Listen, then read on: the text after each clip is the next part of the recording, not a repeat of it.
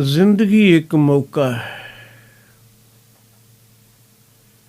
ਇਸ ਨੂੰ ਕੋਈ ਨਰਕ ਬਣਾ ਲਵੇ, ਕੋਈ ਸਵਰਗ ਬਣਾ ਲਵੇ, ਕੋਈ ਇਤਨੀ ਕੀਮਤੀ ਬਣਾ ਲੈ ਕਿ ਭਗਵਾਨ ਦਾ ਹੀ ਰੂਪ ਹੋ ਨਿਬੜੇ।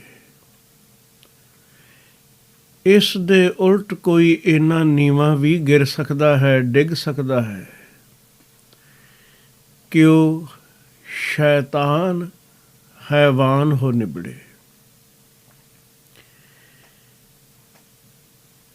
ਭਗਤ ਜਨ ਹਮੇਸ਼ਾ ਸਾਨੂੰ ਭਗਵਾਨ ਤੱਕ ਪੁੱਜਣ ਦਾ ਉਪਦੇਸ਼ ਬਖਸ਼ਿਸ਼ ਕਰਦੇ ਰਹੇ ਨੇ। ਅੱਜ ਦੇ ਇਹਨਾਂ ਬਚਨਾਂ ਵਿੱਚ ਵੀ ਭਗਤ ਕਬੀਰ ਜੀ ਨੇ ਸਾਡੀਆਂ ਕੁਝ ਬੁਨਿਆਦੀ ਕਮਜ਼ੋਰੀਆਂ ਦੂਰ ਕਰਕੇ ਚੰਗਿਆਈਆਂ ਅਪਣਾਉਣ ਦਾ ਉਪਦੇਸ਼ ਬਖਸ਼ਿਸ਼ ਕੀਤਾ ਹੈ।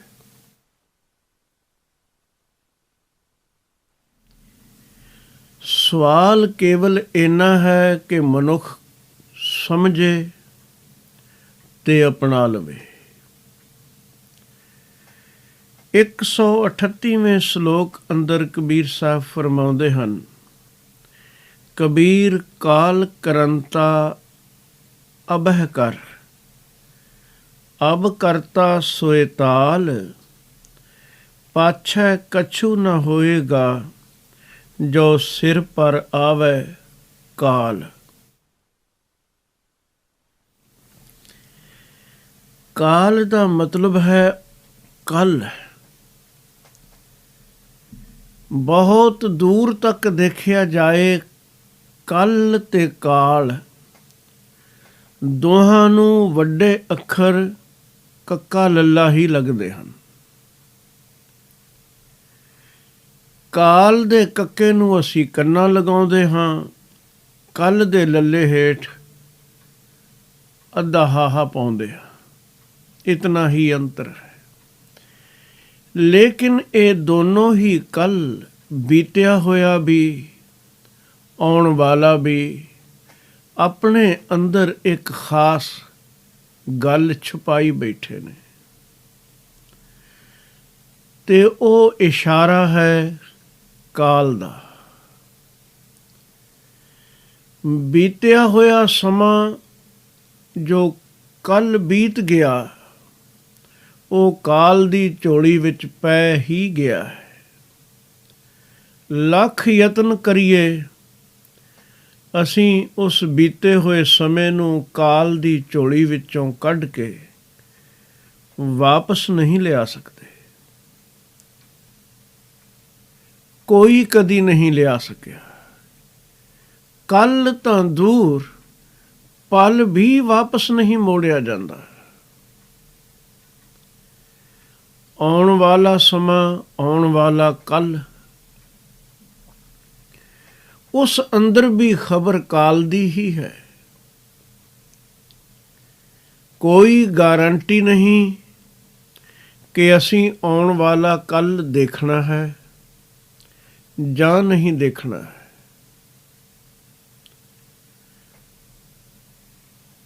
ਪਲ ਵਿੱਚ ਕਿਤਨੇ ਲੋਕ ਪਲਕਾਂ ਬੰਦ ਕਰ ਸਦਾ ਦੀ ਨੀਂਦ ਸੌ ਜਾਂਦੇ ਨੇ। ਕੋਈ ਤੂਫਾਨ, ਕੋਈ ਸੁਨਾਮੀ, ਕਾਰਨ ਕੋਈ ਵੀ ਬਣ ਜਾਏ, ਲੇਕਿਨ ਇੱਕ ਗੱਲ ਪੱਕੀ ਹੈ, ਆਉਣ ਵਾਲੇ ਕੱਲ ਦੀ ਵੀ ਕੋਈ ਗਾਰੰਟੀ ਨਹੀਂ ਕੀਤੀ ਜਾ ਸਕਦੀ ਕਿ ਉਹ ਆਵੇਗਾ। ਸੱਚ ਤਾਂ ਇਹ ਹੈ ਕਿ ਕੱਲ ਕਦੀ ਆਇਆ ਹੀ ਨਹੀਂ। ਜਦ ਆਇਆ ਹੈ, ਅੱਜ ਆਇਆ ਹੈ। ਔਰ ਇਹ ਵਰਤਮਾਨ ਬੜਾ ਬਾਰੀਕ ਹੈ। ਬਾਰੀਕ ਲਫ਼ਜ਼ ਆਖਣ ਲੱਗਿਆਂ ਵੀ ਜਦ ਬੱਬਾ ਬੋਲਣਾ ਸ਼ੁਰੂ ਕੀਤਾ, ਉਹ ਵਰਤਮਾਨ ਸੀ। ਬੱਬਾ ਮੁੱਕਦਿਆਂ ਮੁੱਕਦਿਆਂ ਉਹ ਵਰਤਮਾਨ ਲੰਘ ਗਿਆ, ਰਾਰੇ ਵਾਲਾ ਆ ਗਿਆ। ਬਹੁਤ ਬਾਰੀਕ, ਕਦੀ ਕਿਸੇ ਦੀ ਪਕੜ ਵਿੱਚ ਨਹੀਂ ਆਉਂਦਾ। ਸੈਕਿੰਡ ਨੂੰ ਵੀ ਤੁਸੀਂ 1000 ਹਿੱਸਿਆਂ ਵਿੱਚ ਵੰਡ ਸਕਦੇ ਹੋ। ਹੋਰ ਬਾਰੀਕੀ ਵਿੱਚ ਜਾਓਗੇ, ਲੱਖਾਂ ਕਰੋੜਾਂ ਵਿੱਚ ਵੀ ਵੰਡ ਲਓਗੇ। ਆਖਰ ਮਨੁੱਖ ਨੇ ਪਹਿਰਾਂ ਤੋਂ ਘੜੀਆਂ ਬਣਾਈਆਂ, ਘੜੀਆਂ ਤੋਂ ਅਗਾਂਹ ਪਲ ਵੀ ਗਿਣੇ, ਘੰਟੇ, ਮਿੰਟ, ਸੈਕਿੰਡਸ। ਇਹ ਗਿਣਤੀ ਬਾਰੀਕੀ ਵੱਲ ਹੀ ਇਸ਼ਾਰੇ ਨੇ। ਪਰ ਮੋਟੇ ਤੌਰ 'ਤੇ ਸਧਾਰਨ ਬੁੱਧੀ ਵਾਲਾ ਮਨੁੱਖ ਵੀ ਇਹ ਸਮਝ ਸਕਦਾ ਹੈ ਕਿ ਬੀਤਿਆ ਹੋਇਆ ਕੱਲ੍ਹ ਵਾਪਸ ਨਹੀਂ ਆਉਂਦਾ, ਔਰ ਜਿਸ ਨੂੰ ਅਸੀਂ ਆਉਣ ਵਾਲਾ ਕੱਲ੍ਹ ਆਖਦੇ ਹਾਂ ਉਹ ਕਦੀ ਆਇਆ ਹੀ ਨਹੀਂ। ਜਦ ਆਉਂਦਾ ਹੈ ਅੱਜ ਆਉਂਦਾ ਹੈ। ਜਿਸ ਨੂੰ ਅੱਜ ਗਵਾਉਣ ਦੀ ਆਦਤ ਪੈ ਗਈ ਤੇ ਚੰਗੀ ਗੱਲ ਨੂੰ, ਚੰਗੇ ਕੰਮ ਨੂੰ ਕੱਲ੍ਹ 'ਤੇ ਟਾਲਣ ਦਾ ਸੁਭਾਅ ਬਣ ਗਿਆ, ਉਹ ਮਨੁੱਖ ਜ਼ਿੰਦਗੀ ਵਿੱਚ ਕਦੀ ਕਾਮਯਾਬ ਨਹੀਂ ਹੋ ਸਕੇਗਾ। ਇੱਕ ਕਮਜ਼ੋਰੀ ਪੂਰੀ ਜ਼ਿੰਦਗੀ ਨੂੰ ਨਿਕੰਮੀ ਬਣਾ ਸਕਦੀ ਹੈ। ਬਸ ਕੱਲ ਕਰ ਲੂੰਗਾ ਯਹੀ ਥਾ ਰੋਗ ਮੇਰਾ, ਦਿਨ ਗੁਜ਼ਰ ਗਏ ਵੇ ਹਾਏ ਕਿਆ ਹਾਥ ਆਇਆ। ਕੱਲ ਕਰ ਲਵਾਂਗੇ, ਕੱਲ ਕਰ ਲਵਾਂਗੇ, ਜਿਸ ਨੂੰ ਕੰਮ ਟਾਲਣ ਦੀ ਆਦਤ ਪੈ ਗਈ, ਉਹ ਮਨੁੱਖ ਕਦੀ ਜ਼ਿੰਦਗੀ ਦੇ ਕਿਸੇ ਖੇਤਰ ਵਿੱਚ ਵੀ ਕਾਮਯਾਬ ਨਹੀਂ ਹੋਇਆ। ਕੇਵਲ ਬੰਦਗੀ ਦੀ ਹੀ ਗੱਲ ਨਹੀਂ, ਸੰਸਾਰਕ ਤੌਰ 'ਤੇ ਵੀ ਤੁਸੀਂ ਬਹੁਤ ਬਾਰੀਕੀ ਵਾਲੇ, ਬੁੱਧੀ ਵਾਲੇ ਕੰਮਾਂ ਨੂੰ ਇੱਕ ਪਾਸੇ ਰਹਿਣ ਦਿਓ। ਘਰ ਦੀ ਸਫਾਈ ਕਰਨੀ ਹੈ ਪਰ ਆਦਤ ਬਣਾ ਲਈ, ਕੋਈ ਗੱਲ ਨਹੀਂ, ਕਿੰਨੀ ਕੁ ਗੰਦਗੀ ਹੈ ਕੱਲ੍ਹ ਨੂੰ ਕਰ ਲਵਾਂਗੇ। ਸਫਾਈ ਕਰਨੀ ਹੈ ਕੱਲ੍ਹ ਨੂੰ ਸਹੀ। ਜਦ ਉਹ ਕੱਲ੍ਹ ਅੱਜ ਬਣ ਕੇ ਆਇਆ, ਸੁਭਾਅ ਫਿਰ ਉਹੀ ਸੀ ਕਿ ਕੱਲ੍ਹ ਨੂੰ ਫਿਰ ਘੱਟਾ ਪੈਣਾ ਹੈ, ਕੱਲ੍ਹ ਸਹੀ। ਇਹ ਅੱਜ ਕੱਲ੍ਹ ਕਰਦਿਆਂ ਕਾਲ ਵਿਆਪੈ ਦੀ ਘਟਨਾ ਵਰਤ ਜਾਂਦੀ ਹੈ ਤੇ ਮਨੁੱਖ ਕੁਝ ਵੀ ਕਰ ਨਹੀਂ ਸਕਦਾ। ਹਾਂ, ਹਰ ਸਿਧਾਂਤ ਨੂੰ ਸਮਝ ਨਾਲ ਲਾਗੂ ਕਰਨ ਦੀ ਜ਼ਰੂਰਤ ਹੈ। ਸਮਝ ਤੋਂ ਬਗੈਰ ਲਾਗੂ ਕੀਤਾ ਤਾਂ ਨੁਕਸਾਨ ਵੀ ਹੋਵੇਗਾ। ਜੇ ਪਾਪੀ ਅਪਰਾਧੀ ਆਦਮੀ ਇਹ ਆਖੇ ਚੋਰੀ ਅੱਜ ਹੀ ਕਰ ਲਈਏ, ਕੱਲ੍ਹ ਕਿਉਂ ਕਰਨੀ ਹੈ, ਕੱਲ੍ਹ ਤੇ ਨਹੀਂ ਟਾਲਣੀ, ਅੱਜ ਹੀ ਕਿਉਂ, ਹੁਣੇ ਕਰ ਲਈਏ, ਤਾਂ ਉਹ ਗੁਨਾਹਾਂ ਵੱਲ ਪ੍ਰਵੇਸ਼ ਕਰ ਜਾਏਗਾ, ਗੁਨਾਹਾਂ ਦੀ ਪੰਡ ਸਿਰ 'ਤੇ ਚੁੱਕ ਲਏਗਾ। ਇਹ ਮੁਹਾਵਰਾ ਉਹਨਾਂ ਵਾਸਤੇ ਨਹੀਂ ਕਿ ਅੱਜ ਦਾ ਕੰਮ ਕੱਲ੍ਹ 'ਤੇ ਨਾ ਛੱਡੀ। ਬੁਰਾਈ ਤਾਂ ਜਦੋਂ ਵੀ ਖਿਆਲ ਵਿੱਚ ਆਵੇ, ਇਸ ਨੂੰ ਟਾਲਣ ਦਾ ਸੁਭਾਅ ਬਣਾ ਲਓ। ਕੋਈ ਨਹੀਂ, ਬਥੇਰੀ ਜ਼ਿੰਦਗੀ ਪਈ ਹੈ, ਦੇਖ ਲਵਾਂਗੇ। ਬੁਰਾਈ ਟਾਲਣ ਦਾ ਸੁਭਾਅ ਬਣਾ ਲਿਆ, ਬੁਰਾਈ ਤੋਂ ਬਚ ਜਾਓਗੇ। ਚੰਗਿਆਈ ਨੂੰ ਟਾਲਣ ਦਾ ਸੁਭਾਅ ਬਣਾ ਲਿਆ ਤਾਂ ਚੰਗਿਆਈ ਨਹੀਂ ਕਰ ਸਕੋਗੇ। ਮਨੁੱਖੀ ਮਨ ਬੜਾ ਚਾਲਾਕ ਹੈ। ਬੁਰਾਈ ਦੀ ਗੱਲ ਆਉਂਦੀ ਹੈ ਤਾਂ ਉਦੋਂ ਆਖਦਾ ਹੈ ਕਰ ਹੀ ਲੈ, ਹੁਣੇ ਕਰ। ਕਦੀ ਨੋਟ ਕਰਨਾ, ਜਦੋਂ ਵੀ ਕੋਈ ਵਿਕਾਰ, ਬੁਰਾਈ ਮਨ ਵਿੱਚ ਫੁਰਨਾ ਬਣ ਕੇ ਆਉਂਦੀ ਹੈ, ਮਨ ਦੀ ਕੋਸ਼ਿਸ਼ ਹੁੰਦੀ ਏ ਇਹ ਜਿਤਨੀ ਜਲਦੀ ਕਰ ਲਵਾਂ ਚੰਗਾ। ਚੰਗਿਆਈ ਦੀ ਗੱਲ ਸਾਹਮਣੇ ਆਵੇ, ਕੋਈ ਸੇਵਾ ਕਰਨੀ ਹੈ, ਕੋਈ ਧਰਮ ਅਰਥ 2 ਪੈਸੇ ਲਗਾਉਣੇ ਨੇ, ਕੋਈ ਕਿਸੇ ਦਾ ਭਲਾ ਕਰਨਾ ਹੈ, 20 ਦਲੀਲਾਂ ਮੰਨ ਦੇਵੇਗਾ। ਕਿਸ ਦਾ ਭਲਾ ਕਰਨਾ, ਇੱਥੇ ਹੈ ਕੌਣ ਆਪਣਾ? ਕੋਈ ਅਹਿਸਾਨ ਥੋੜ੍ਹੀ ਮੰਨਦਾ ਹੈ, ਜਿਵੇਂ ਆਪ ਰੱਬ ਦੇ ਸਾਰੇ ਅਹਿਸਾਨ ਅਸੀਂ ਮੰਨ ਰੱਖੇ ਹੋਣ। ਸਤਿਗੁਰੂ ਜੀ ਨੇ ਮਨ ਦੇ ਇਸ ਸੁਭਾਅ ਨੂੰ ਬਾਣੀ ਵਿੱਚ ਲਿਖਿਆ ਹੈ। ਸ੍ਰੀ ਗੁਰੂ ਅਰਜਨ ਦੇਵ ਮਹਾਰਾਜ ਜੀ ਦੀ ਉਚਾਰਨ ਕੀਤੀ ਹੋਈ ਪੰਗਤੀ ਹੈ, ਚੰਗਿਆਈ ਆਲਕ ਕਰੇ ਬੁਰਿਆਈ ਹੋਏ ਸ਼ੇਰ। ਜਿੱਥੇ ਬੁਰਿਆਈ ਦੀ ਗੱਲ ਆਉਂਦੀ ਹੈ ਉੱਥੇ ਬਲਵਾਨ ਤੇ ਉਦਮੀ ਸ਼ੇਰ ਵਾਂਗੂ ਬਣ ਜਾਂਦਾ ਹੈ। ਜਿੱਥੇ ਚੰਗਿਆਈ ਦੀ ਗੱਲ ਆਉਂਦੀ ਹੈ ਉੱਥੇ ਆਲਸ ਕਰ ਜਾਂਦਾ ਹੈ। ਨਹੀਂ, ਇਸ ਦੇ ਉਲਟ ਚੱਲਣਾ ਹੈ। ਚੰਗਿਆਈ ਹੁਣੇ ਕਰ, ਜ਼ਿੰਦਗੀ ਦਾ ਕੀ ਭਰੋਸਾ ਹੈ। ਬੁਰਿਆਈ ਨੂੰ ਟਾਲ, ਫਿਰ ਸਹੀ ਕਦੀ ਦੇਖਾਂਗੇ। ਬਥੇਰੀ ਜ਼ਿੰਦਗੀ ਪਈ ਹੈ। ਕੁਝ ਸਿਆਣਿਆਂ ਨੇ ਟਾਲਣ ਵਾਸਤੇ ਵੀ ਸ਼ਲੋਕ ਬਣਾ ਲਿਆ ਹੈ। ਅੱਜ ਦਾ ਕੰਮ ਕੱਲ ਕਰੀ, ਕੱਲ ਵਾਲਾ ਕਿਤੇ ਫੇਰ। ਫਿਕਰ ਹੈ ਕਿਹੜੀ ਗੱਲ ਦਾ, ਉਮਰ ਪਈ ਅਜੇ ਢੇਰ। ਬਥੇਰੀ ਉਮਰ ਪਈ ਹੈ, ਲੇਕਿਨ ਬੁਰਾਈ ਵਾਸਤੇ ਇਹ ਸ਼ਲੋਕ ਵੀ ਕੀਮਤੀ ਹੈ। ਬੁਰਾਈ ਨੂੰ ਟਾਲ, ਬਥੇਰੀ ਉਮਰ ਪਈ ਹੈ। ਪਰ ਸਾਡੀ ਹਾਲਤ ਉਲਟੀ ਹੈ। ਅਸੀਂ ਚੰਗਿਆਈ ਨੂੰ ਟਾਲਦੇ ਹਾਂ, ਬੁਰਾਈ ਨੂੰ ਜਲਦੀ ਕਰਨਾ ਚਾਹੁੰਦੇ ਹਾਂ। ਪਰ ਸਾਨੂੰ ਇਹ ਯਾਦ ਨਹੀਂ ਰਹਿੰਦਾ ਕਿ ਕੱਲ ਕਦੀ ਆਇਆ ਨਹੀਂ। ਕਬੀਰ ਜੀ ਨੇ ਆਖਿਆ, ਦੇਖ ਜਦੋਂ ਕਾਲ ਸਿਰ ਤੇ ਆਣ ਖੜੋਤਾ, ਖੜਾ ਹੁਣ ਵੀ ਹੈ, ਲੇਕਿਨ ਜਦੋਂ ਸਿਰੋਂ ਕੇਸਾਂ ਤੋਂ ਪਕੜ ਹੀ ਲਿਆ,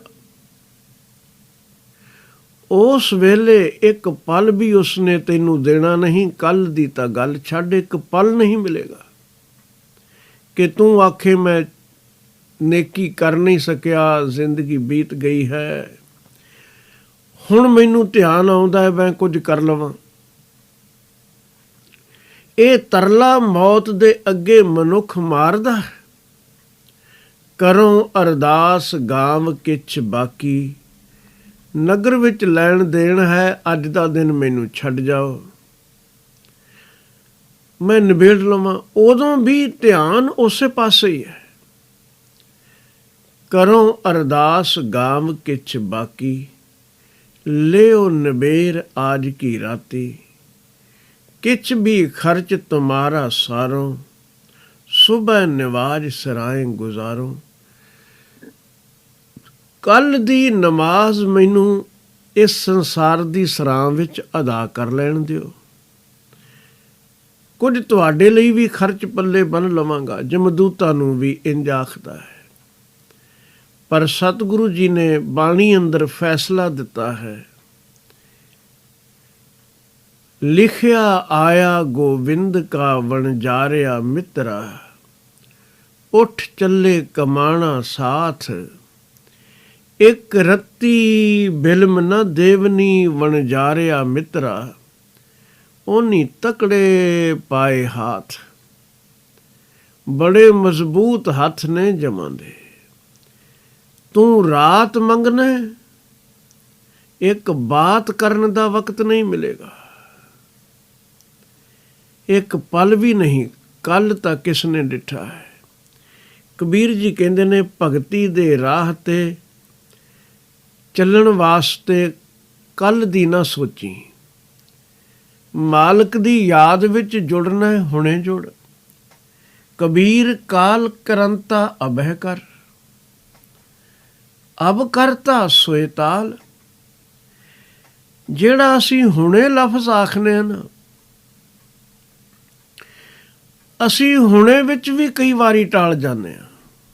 ਕੋਈ ਆਖੇ ਇਹ ਕੰਮ ਕਰਦੇ, ਅਸੀਂ ਆਖਦੇ ਹਾਂ ਹੁਣੇ ਕਰ ਦੇਣਾ। ਉਸ ਹੁਣੇ ਵਿੱਚ ਵੀ ਵਰਤਮਾਨ ਨੂੰ ਸ਼ਾਮਲ ਨਹੀਂ ਕਰਦੇ, ਉਸ ਨੂੰ ਵੀ ਫਿਊਚਰ ਨਾਲ ਜੋੜ ਦੇਵੀਦਾ ਹੈ। ਇਸ ਲਈ ਕਬੀਰ ਜੀ ਨੇ ਸੋਏ ਤਾਲ ਆਖਿਆ, ਇਸੇ ਪਲ ਇਸੇ ਖਿਣ। ਟਾਲਣ ਦਾ ਕੋਈ ਪ੍ਰਸ਼ਨ ਹੀ ਨਹੀਂ क्योंकि मौत नूं भी तू टाल ना सकेगा और कद आ जाएगी कोई भरोसा नहीं। प्राणी तू आया लाहा लैण, ਲੱਗਾ ਕਿਤ ਕੋ ਫਕੜੇ ਸਭ ਮੁੱਕਦੀ ਚੱਲੀ ਰਹਿਣ। ਜ਼ਿੰਦਗੀ ਦੀ ਰਾਤ ਬੀਤਦੀ ਜਾ ਰਹੀ ਹੈ, ਦਿਨ ਸ ਚੜ੍ਹੈ ਫਿਰ ਆਥਵੈ, ਰਹਿਣ ਸਬਾਈ ਜਾਏ। ਆਵ ਘਟੈ ਨਰ ਨਾ ਬੁੱਝੈ, ਨਿਤ ਮੂਸਾ ਲਾਜ ਟੁਕਾਏ। ਜਿਨ੍ਹਾਂ ਨੂੰ ਦੇਖਣਾ ਆ ਗਿਆ ਉਹ ਜ਼ਿੰਦਗੀ ਦੀ ਅਸਲੀਅਤ ਕੁਝ ਹੋਰ ਦੱਸਦੇ ਨੇ। ਗੁਰੂ ਅਰਜਨ ਦੇਵ ਮਹਾਰਾਜ ਜੀ ਕਹਿ ਰਹੇ ਨੇ, ਦਿਨ ਚੜ੍ਹਿਆ, ਕਿਹੜੇ ਵੇਲੇ ਬੀਤ ਗਿਆ, ਆਥਣ ਪੈ ਗਈ, ਸ਼ਾਮਾਂ ਪੈ ਗਈਆਂ, ਫਿਰ ਰਾਤ ਆ ਗਈ। ਰਾਤ ਵੀ ਕਦ ਬੀਤ ਗਈ ਸੁੱਤਿਆਂ, ਫਿਰ ਸਵੇਰ ਹੋ ਗਈ, ਪ੍ਰਭਾਤ ਹੋ ਗਈ। ਇਹ ਕੁਦਰਤ ਦਾ ਚੱਕਰ, ਕਾਲ ਚੱਕਰ ਚੱਲ ਰਿਹਾ ਹੈ। ਦਿਨ ਤੇ ਸਰ ਪਰ ਪੌਸੀ ਰਾਤ, ਰਹਿਣ ਗਈ ਫਿਰ ਹੋਏ ਪ੍ਰਭਾਤ। ਮਾਇਆ ਮੋਹ ਸੋਏ ਰਹੇ ਅਭਾਗੇ, ਗੁਰ ਪ੍ਰਸਾਦਿ ਕੋ ਵਿਰਲਾ ਜਾਗੇ। ਲੋਕ ਸੁੱਤੇ ਹੀ ਦਿਨ ਬਿਤਾ ਦਿੰਦੇ ਨੇ, ਸੁੱਤੇ ਹੀ ਰਾਤ ਲੰਘਾ ਦਿੰਦੇ ਨੇ। ਦਿਨ ਸ ਚੜ੍ਹੈ ਫਿਰ ਆਥਵੈ, ਰਹਿਣ ਸਬਾਈ ਜਾਏ। ਆਵ ਘਟੈ ਨਰ ਨਾ ਬੁੱਝੈ। ਆਵ ਦਾ ਮਤਲਬ ਹੈ ਉਮਰ। ਉਮਰ ਬੀਤਦੀ ਜਾ ਰਹੀ ਹੈ, ਮਨੁੱਖ ਜਾਣਦਾ ਹੀ ਨਹੀਂ। ਨਿਤ ਮੂਸਾ ਲਾਜ ਟੁਕਾਏ। ਜਿਵੇਂ ਕੋਈ ਚੂਹਾ ਕਿਸੇ ਧਾਗਿਆਂ ਦੀ ਲੱਜ ਨੂੰ ਹਰ ਵੇਲੇ ਕੱਟ ਰਿਹਾ ਹੋਵੇ। ਸਵਾਸਾਂ ਦੀ ਲੱਜ ਕੱਟੀ ਜਾ ਰਹੀ ਹੈ। ਕਾਲ ਦਾ ਚੂਹਾ ਕੁਤਰ ਕੁਤਰ ਕਰ ਰਿਹਾ ਹੈ, ਬੜਾ ਉਦਮੀ ਹੈ, ਹਰ ਪਲ ਕੱਟੀ ਜਾ ਰਿਹਾ ਹੈ। ਤੇ ਜਿਹੜੀ ਲੱਜ ਹਰ ਪਲ ਕੱਟ ਹੋ ਰਹੀ ਹੋਵੇ, ਕਿੰਨੀ ਦੇਰ ਬਚੇਗੀ। ਸਵਾਸਾਂ ਦੀ ਇਹ ਲੜੀ ਟੁੱਟੀ ਨਹੀਂ ਕਿ ਜ਼ਿੰਦਗੀ ਦੀ ਕਹਾਣੀ ਖਤਮ ਹੋਈ ਨਹੀਂ। ਪਰ ਮਨੁੱਖ ਦੇਖਦਾ ਹੀ ਨਹੀਂ। ਨਿਤ ਮੂਸਾ ਲਾਜ ਟੁਕਾਏ। ਗੁੜ ਮਿੱਠਾ ਮਾਇਆ ਪਸਰਿਆ, ਮਨਮੁਖ ਲੱਗ ਮਾਖੀ ਪਚੈ ਪਚਾਏ। ਜਿਵੇਂ ਕੋਈ ਗਿੱਲਾ ਗੁੜ ਪਿਆ ਹੋਵੇ ਤੇ ਮੱਖੀ ਮਿਠਾਸ ਦੇ ਮੋਹ ਵਿੱਚ ਆ ਬੈਠੇ ਫਸ ਗਈ। ਮਨੁੱਖ ਮੋਹ ਮਾਇਆ ਵਿੱਚ ਇਉਂ ਫਸਿਆ ਪਿਆ ਹੈ। ਸਤਿਗੁਰੂ ਕਹਿੰਦੇ ਨੇ, ਜਾਗ। ਪ੍ਰਾਣੀ ਤੂੰ ਆਇਆ ਲਾਹਾ ਲੈਣ, ਲੱਗਾ ਕਿਤ ਕੋ ਫਕੜੇ ਸਭ ਮੁੱਕਦੀ ਚੱਲੀ ਰਹਿਣ। ਇਹ ਜ਼ਿੰਦਗੀ ਦੀ ਰਾਤ ਮੁੱਕਦੀ ਜਾ ਰਹੀ ਹੈ। ਕਾਲ ਸਿਰ ਤੇ ਖੜੋਤਾ ਹੈ। ਸਤਿਗੁਰੂ ਗੁਰੂ ਅਰਜਨ ਦੇਵ ਮਹਾਰਾਜ ਜੀ ਨੇ ਗੌੜੀ ਰਾਗ ਅੰਦਰ 52 ਅੱਖਰੀ ਵਿੱਚ ਬਚਨ ਕਹੇ ਕਿ ਐਵੇਂ ਨਾ ਭੁਲੇਖੇ ਵਿੱਚ ਰਹੀਂ ਕਿ ਅਜੇ ਬਥੇਰੀ ਉਮਰ ਪਈ ਹੈ, ਕੋਈ ਨਹੀਂ, ਭਗਤੀ ਬੁਢਾਪੇ ਵਿੱਚ ਕਰ ਲਵਾਂਗੇ। ਇਹ ਅਗਿਆਨਤਾ ਹੈ ਤੇਰੀ। ਗੱਗਾ ਗੋਬਿੰਦ ਗੁਣ ਰਵਹੁ, ਸਾਸ ਸਾਸ ਜਪ ਨੀਤ। ਕਹਾਂ ਬਿਸਾਸਾ ਦੇਹ ਕਾ, ਬਿਲਮ ਨ ਕਰਿਓ ਮੀਤ। ਨਾ ਦੇਰੀ ਕਰ ਮਿੱਤਰਾ, ਇਸ ਦੇਹ ਦਾ ਕੋਈ ਭਰੋਸਾ ਨਹੀਂ। ਨਹਿ ਬਾਰਿਕ ਨਹਿ ਜੋਬਨੈ, ਨਹਿ ਬਿਰਦੀ ਕੱਛ ਬੰਦ। ਬੁਢਾਪੇ ਤੇ ਟਾਲਣ ਵਾਲਿਆ, ਧਿਆਨ ਦੇ ਕੇ ਦੇਖ, ਇੱਥੇ ਕਈ ਬਚਪਨ ਵਿੱਚ ਤੁਰ ਗਏ। ਖੇਡਣ ਦੀ ਉਮਰ ਵਿੱਚ ਹੀ ਦੁਨੀਆ ਤੋਂ ਕੂਚ ਕਰ ਗਏ। ਤੇਰੀ ਕੀ ਗਾਰੰਟੀ ਹੈ ਕਿ ਤੂੰ ਬੁਢਾਪੇ ਤੱਕ ਬੈਠਾ ਰਹੇਗਾ। ਪਰ ਅਸੀਂ ਤਾਂ ਇਤਨੀ ਮੂੜਤਾ ਵੀ ਕਰਦੇ ਹਾਂ ਕਿ ਬੁਢਾਪੇ ਵਿੱਚ ਪਹੁੰਚ ਕੇ ਵੀ ਇਸ ਅਸਲੀਅਤ ਵੱਲ ਧਿਆਨ ਨਹੀਂ ਦਿੰਦੇ। ਗੁਰੂ ਅਰਜਨ ਦੇਵ ਮਹਾਰਾਜ ਕਹਿੰਦੇ ਨੇ, ਕੋਈ ਰੁਕਾਵਟ ਨਹੀਂ ਪਾ ਸਕਦਾ ਕਿ ਕਾਲ ਨੂੰ ਵਰਤਣ ਤੋਂ ਕੋਈ ਰੋਕ ਲਵੇ। ਇਹ ਕੋਈ ਨਿਯਮ ਨਹੀਂ ਕਿ ਬੁਢਾਪੇ ਤੋਂ ਬਾਅਦ ਹੀ ਦੁਨੀਆ ਤੋਂ ਜਾਣਾ ਹੈ। ਕਈ ਬਚਪਨ ਵਿੱਚ ਚਲੇ ਗਏ, ਕਈ ਵਿਚਾਰੇ ਪਰ ਜਵਾਨੀ ਵਿੱਚ ਤੁਰ ਗਏ, ਜਵਾਨੀ ਵੀ ਪੂਰੀ ਨਾ ਭੋਗ ਸਕੇ, ਨਹੀਂ ਤੇ ਬੁਢਾਪੇ ਵਿੱਚ ਤਾਂ ਗਏ ਹੀ ਗਏ। ਪਰ ਨਿਯਮ ਨਹੀਂ ਕਾਲ ਦਾ ਐਸਾ ਕਿ ਉਹ ਬੁਢਾਪੇ ਤੋਂ ਬਾਅਦ ਹੀ ਲਿਜਾਏਗਾ। ਨਹਿ ਬਾਰਿਕ ਨਹਿ ਜੋਬਨੈ ਨਹਿ ਬਿਰਦੀ ਕੱਛ ਬੰਦ, ਉਹ ਬੇਰਾ ਨਹਿ ਬੂਝੀਐ ਜੋ ਆਏ ਪਰੈ ਜਮ ਫੰਦ। ਉਸ ਵੇਲੇ ਦਾ ਕੋਈ ਪਤਾ ਨਹੀਂ ਜਦ ਕਾਲ ਨੇ ਆ ਫਾਹੀ ਪਾਉਣੀ ਹੈ। ਭਾਈ ਰੇ ਇਉਂ ਸਿਰ ਜਾਣੋ ਕਾਲ, ਗੁਰੂ ਨਾਨਕ ਦੇਵ ਮਹਾਰਾਜ ਜੀ ਨੇ ਵੀ ਫਰਮਾਇਆ।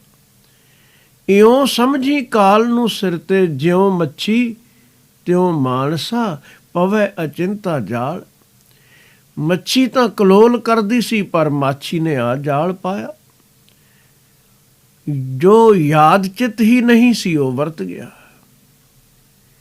ਇਉਂ ਹੀ ਕਾਲ ਤੇਰੇ ਸਿਰ ਤੇ ਵੀ ਕੂਕਦਾ ਹੈ। ਦਸਮ ਪਾਤਸ਼ਾਹ ਜੀ ਨੇ ਵੀ ਆਖਿਆ ਹੈ, ਜੋ ਕਹੂੰ ਕਾਲ ਤੇ ਭਾਜ ਕੇ ਬਾਚੀਅਤ, ਤੋ ਕਿਹ ਕੁੰਟ ਕਹੋ ਭੱਜ ਜਈਏ। ਦੱਸੋ ਕਿਹੜੀ ਦਿਸ਼ਾ ਵੱਲ ਦੌੜਿਆਂ ਕਾਲ ਤੋਂ ਬਚਿਆ ਜਾ ਸਕਦਾ ਹੈ। ਕੋਈ ਦਿਸ਼ਾ ਐਸੀ ਨਹੀਂ ਜਿੱਥੇ ਕਾਲ ਦਾ ਜ਼ੋਰ ਨਾ ਪੈ ਸਕਦਾ ਹੋਵੇ। ਕੱਲ ਤੇ ਨਾ ਟਾਲ, ਕਬੀਰ ਕਾਲ ਕਰੰਤਾ ਅਬਹਿ ਕਰ, ਅਬ ਕਰਤਾ ਸੋਏ ਤਾਲ। ਉਹ ਹੁਣੇ ਕਰ ਜੋ ਕੱਲ ਨੂੰ ਕਰਨਾ ਹੀ, ਜੋ ਹੁਣੇ ਆਖਣਾ ਉਸ ਨੂੰ ਇਸੇ ਪਲ ਕਰ ਲੈ, ਨਾ ਕਰ ਦੇਰੀਆਂ। ਪਾਛੈ ਕਛੂ ਨਾ ਹੋਏਗਾ ਜੋ ਸਿਰ ਪਰ ਆਵੇ ਕਾਲ। ਫਿਰ ਕੁਝ ਨਹੀਂ ਕੀਤਾ ਜਾ ਸਕਣਾ ਜਦੋਂ ਕਾਲ ਸਿਰ ਤੇ ਆਣ ਖੜਾ ਹੋਇਆ। ਖੜਾ ਹੀ ਹੈ, ਇੰਜ ਜਾਣ ਹਰ ਪਲ ਇਸ ਲੱਜ ਨੂੰ ਕਾਲ ਦਾ ਚੂਹਾ ਕੱਟੀ ਜਾ ਰਿਹਾ ਹੈ। ਸਵਾਸ ਬੀਤਦੇ ਜਾ ਰਹੇ ਹਨ, ਪਰ ਜਦੋਂ ਆਣ ਕੇਸਾਂ ਤੋਂ ਪਕੜਿਆ, ਉਸ ਵੇਲੇ ਤੇਰੀ ਕੋਈ ਵਾਹ ਨਹੀਂ ਚੱਲਣੀ। ਜੋ ਜਮ ਆਏ ਕੇਸ ਗਹਿ ਪਟਕੈ, ਤਾ ਦਿਨ ਕਿਛ ਨਾ ਬਸਾਹੇਗਾ। ਸਿਮਰਨ ਭਜਨ ਦਇਆ ਨਹੀਂ ਕੀਨੀ, ਤੋ ਮੁਖ ਚੋਟਾ ਖਾਹੇਗਾ। ਧਰਮ ਰਾਏ ਜਬ ਲੇਖਾ ਮੰਗੈ, ਕਿਆ ਮੁਖ ਲੈ ਕੇ ਜਾਹੇਗਾ। ਕਹਿਤ ਕਬੀਰ ਸੁਨੋ ਰੇ ਸੰਤੋ, ਸਾਧ ਸੰਗਤ ਤਰ ਜਾਹੇਗਾ। ਇਹੀ ਇੱਕ ਤਰੀਕਾ ਹੈ। ਜ਼ਿੰਦਗੀ ਨੂੰ ਸਵਾਰਨ ਦਾ ਨੁਕਤਾ ਵੀ ਬੜਾ ਸਿੱਧਾ। ਸੰਸਾਰਕ ਤੌਰ ਤੇ ਵੀ ਸਵਾਰਨੀ ਹੈ ਤਾਂ ਆਲਸ ਜ਼ਿੰਦਗੀ ਵਿੱਚੋਂ ਕੱਢ ਦੇ। ਜੋ ਫੇਰ ਕਰਨਾ ਹੁਣੇ ਕਰ। ਜਿਸ ਨੂੰ ਸੁਭਾਅ ਬਣ ਗਿਆ ਦੇਰ ਕਰਨ ਦਾ, ਉਹ ਦੇਰ ਹੀ ਕਰਦਾ ਰਹਿ ਜਾਂਦਾ ਹੈ, ਟਾਲਦਾ ਹੀ ਰਹਿ ਜਾਂਦਾ ਹੈ। ਜੋ ਆਦਮੀ ਉਦਮ ਕਰਦਾ ਹੈ, ਕਮਾਲ ਦੀ ਗੱਲ ਇਹ ਹੈ ਕਿ ਜੋ ਆਦਮੀ ਸੋਚਦਾ ਹੈ ਕਿ ਜਿਹੜਾ ਕੰਮ ਕਰਨਾ ਹੈ ਹੁਣੇ ਕਰ ਹੀ ਦੇਵਾਂ, ਜ਼ਿੰਦਗੀ ਪਰ ਕੰਮ ਮੁੱਕਦੇ ਨਹੀਂ। ਲੇਕਿਨ ਇੱਕ ਗੱਲ ਪੱਕੀ ਹੈ ਕਿ ਉਹ ਕਾਮਯਾਬੀਆਂ ਦੇ ਸਿਖਰਾਂ ਤੇ ਪਹੁੰਚ ਜਾਂਦਾ ਹੈ। ਹਰ ਵੇਲੇ ਬਿਜ਼ੀ ਰਹੇਗਾ, ਔਰ ਬਿਜ਼ੀ ਰਹਿਣਾ ਚਾਹੀਦਾ ਹੈ। ਸਿਆਣੇ ਲੋਕ ਤਾਂ ਇੱਥੋਂ ਤੱਕ ਆਖਦੇ ਨੇ, ਜੇ ਹੋਰ ਕੋਈ ਕੰਮ ਨਾ ਦਿਸਦਾ ਹੋਵੇ, ਵਿਹਲੇ ਬੈਠਣ ਦੇ ਥਾਂ ਘੋੜਿਆਂ ਦੇ ਤਬੇਲੇ ਵਿੱਚ ਜਾ ਕੇ ਲਿੱਧ ਹਟਾਉਣੀ ਸ਼ੁਰੂ ਕਰ ਦਿਓ ਤਾਂ ਵੀ ਭਲਾ ਹੈ। ਕੁਝ ਨਾ ਕੁਝ ਸਵਾਰੋਗੇ ਹੀ। ਵਿਹਲੇ ਬੈਠਣਾ ਸ਼ੈਤਾਨ ਦਾ ਚਰਖਾ ਬਣ ਜਾਂਦਾ ਹੈ। ਇਹ ਮਨ ਤੇ ਬੜਾ ਚੱਲਦਾ ਹੈ, ਫਿਰ ਉਧਰ ਨੂੰ ਸ਼ੈਤਾਨੀਅਤ ਵੱਲ ਨੂੰ। ਉਦਮੀ ਬਣ। ਜਦੋਂ ਕਾਲ ਸਿਰ ਤੇ ਆਣ ਕੂਕਿਆ, ਪਕੜ ਕੇ ਅੱਗੇ ਲਾ ਲਿਆ, ਫਿਰ ਇਸ ਕਾਇਆ ਨੇ ਪਈ ਰਹਿਣਾ। ਆਰਾਮ ਹੀ ਆਰਾਮ ਹੈ। ਇੱਕ ਦਿਨ ਸੋਵਨ ਹੋਏਗੋ, ਲਾਂਬੇ ਗੋਡ ਪਸਾਰ। ਲੰਬੇ ਗੋਡੇ ਪਸਾਰ ਕੇ ਸੁੱਤੇ ਰਹਿਣਾ। ਮੂਰਖਤਾ ਹੈ ਕਿ ਲੰਮੇ ਸਮੇਂ ਤੱਕ ਮਨੁੱਖ ਸੁੱਤਾ ਹੀ ਰਹੇ, ਜਾਗੇ ਹੀ ਨਾ। ਬੜੇ ਲੋਕ ਸੌਣ ਵਿੱਚ ਹੀ ਆਪਣੀ ਬਹਾਦਰੀ ਸਮਝਦੇ ਹਨ, ਉਦਮੀ ਨਹੀਂ।